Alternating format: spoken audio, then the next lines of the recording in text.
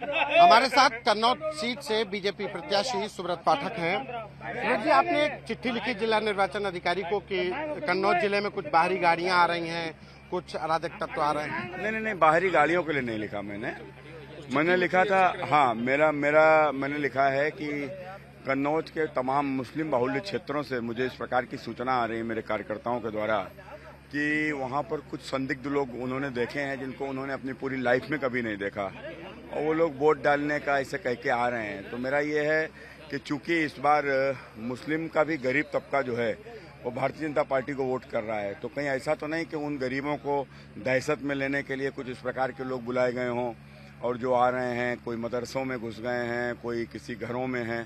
तो मेरा ये कि एक जो बाहर से जो आने वाले लोग, कोई बम्बई से आ रहा है, कोई अहमदाबाद से आ रहा है, कोई कहीं से आ रहा है, तो एक बार उसकी जांच होनी चाहिए कि यह कोई स्लीपर सेल के लोग तो नहीं है। भाई देखो, कुल मिलाकर अगर कहीं से कोई बात आती है तो स्वाभाविक है हम लोगों को चुनाव में आयोग को और प्रशासन को एक सूचना तो देनी पड़ेगी, तो वो उस नाते सूचना दिया। क्या किस कोई पर्टिकुलर जगह है या पूरे कन्नौज में कुछ विधानसभा है जहाँ पर इस तरीके के लोग बाहरी देखे जा रहे हैं आपके अनुसार? कई मोहल्ले मुस्लिम बाहुल्य, और कहीं से शिकायत नहीं है। हम मुस्लिम बाहुल्य जो एरिया है वहाँ से शिकायत है।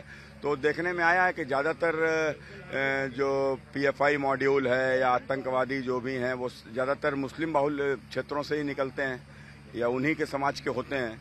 तो एक बार देखना चाहिए कि कहीं ऐसा तो नहीं कोई आतंकवादी गतिविधि या कोई किसी तरीके से अराजकता फैलाने का या किसी को दबाने का, सताने का, वोट लेने का, जो कोई इस प्रकार का षड्यंत्र तो नहीं है। कुल मिला कौन लोग हैं जो कौन बुला सकते, कौन सी पार्टी के लोग हो सकते? नहीं, किसने बुलाया क्या बोले तो सब जांच का विषय है ना। तो कुल मिलाकर मेरा तो ये है कि एक बार जितने भी ये मुस्लिम बाहुल्य गाँव हैं, इनमें जो बाहर से आने वाले लोग हैं, इनकी जाँच होनी चाहिए।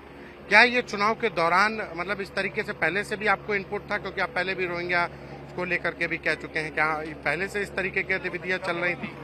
नहीं, देखो, ऐसा है कि पहले इस प्रकार की कभी बात आई, एक आध दो गांव में कहीं रोहिंग्या देखे गए तो वहां पर हम लोगों ने सूचना दिया, तो प्रशासन ने कई बार खदेड़ा, कुछ इस तरीके के लोग होते ही हैं। तो लेकिन इस बार की जो सूचना आई है वो बूथों से आई है, गाँव से आई है, और देने वाले भी मुस्लिम ही लोग हैं। तो उन मुस्लिम लोगों ने ही, उन बूथों के जो हमारे कार्यकर्ता हैं, उन्होंने सूचना दिया है कि कुछ संदिग्ध लोग उनके गाँव में देखे जा रहे हैं। क्या मतदान वाले दिन गड़बड़ी की आशंका है? कोई गड़बड़ी की आशंका नहीं है। तो मुस्लिम क्षेत्रों में ये लोग केवल दबाव बना सकते हैं, गड़बड़ तो कोई कर ही नहीं सकता, भाजपा की सरकार है। आप लोगों ने, आपने कहाँ शिकायत की है? नहीं, हमने आयोग को लिखा है और जिलाधिकारी कन्नौज को। अपनी जीत को लेकर के आज अखिलेश यादव और राहुल गांधी ने भी रैली की है।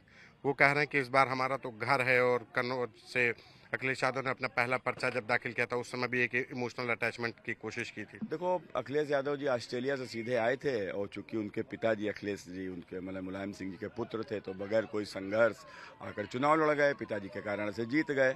और उसके बाद उनका घर कहाँ है, तो अपना गढ़ कहते थे, घर तो मेरा है, मैं कन्नौज का रहने वाला हूँ, यहीं रहता हूँ, सबके बीच में रहता हूँ। ये तो यहाँ से चले गए, बताओ पिछले 10 साल में 10 बार भी आए।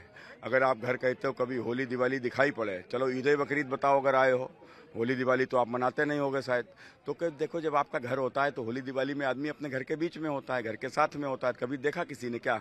तो कुल मिलाकर ये केवल ये इनको चुनावी हैं, और चुनाव लड़ना, और उसके बाद में जब यहाँ पर जब मुख्यमंत्री बने थे तो किस प्रकार से गुंडों को यहाँ का संरक्षण था, किस प्रकार से यहाँ गुंडों को उन्होंने अरबपति बनाया, खरबपति बनाया। तो इनके चरित्र को लोगों ने देखा, तभी तो इन्हें विदा किया है। एक आखिरी सवाल है कि पहले जब यहाँ से अखिलेश यादव के भतीजे लड़ रहे थे, उसके बाद अब अखिलेश यादव, क्या आपके लिए चुनौती बढ़ गई है अखिलेश यादव के आने से? पहले आसान था, अब थोड़ा सा फाइट करना पड़ रहा है? नहीं, देखो, ऐसा है, चाहे अखिलेश लड़े, चाहे डिम्पल लड़े, चाहे तेज प्रताप लड़े, तीनों लड़े, बात तो एक ही है। कोई अलग से वोट ले आएंगे क्या? अखिलेश कहाँ से ले आएंगे? कोई अलग से ले आएंगे? भाई जो डिम्पल को मिला वो अखिलेश को मिलेगा, जो तेज प्रताप को मिलता वही अखिलेश को मिलेगा। हाँ, ये जरूर है कि जरा मुकाबला बराबर वाले से होता, कोई बच्चा लड़ता साथ में तो अच्छा नहीं लगता ना। तो मजा आ रहा है? हाँ बिल्कुल, स्वाभाविक, लड़ाई बराबर की होती है तो आनंद आता है। हम लोग तो कन्नौज में के लोग जरा दूसरी मिट्टी के बने हैं, लड़ाई बराबर की उन्हें मजा नहीं आता। बराबर की लड़ाई है, देखो, लड़ाई बराबर की हो गई है। अब अगर मेरी तुलना अखिलेश से करोगे तो कोई बराबरी नहीं है, क्योंकि अखिलेश जो कुछ भी है अपने बाप की वजह से है, मैं तो जो कुछ हूँ इनके सबकी वजह से हूँ, तो स्वाभाविक बात है, कोई तुलना नहीं। जीत को लेके कितने आश्वस्त? क्या चीज? जीत को लेके कितने आश्वस्त? अब जीत भी समझ लो, सैफई परिवार बना मोदी परिवार की लड़ाई है, समझ सकते हो आप कौन जीतेगा। ये हमारे साथ सुब्रत पाठक हैं, कन्नौज से बीजेपी के प्रत्याशी हैं जो अपनी जीत को लेकर आश्वस्त हैं। उनका कहना है कि एक तरफ सेफई परिवार और दूसरी तरफ मोदी परिवार है। कैमरा पर्सन संजय के साथ संतोष कुमार, आज तक।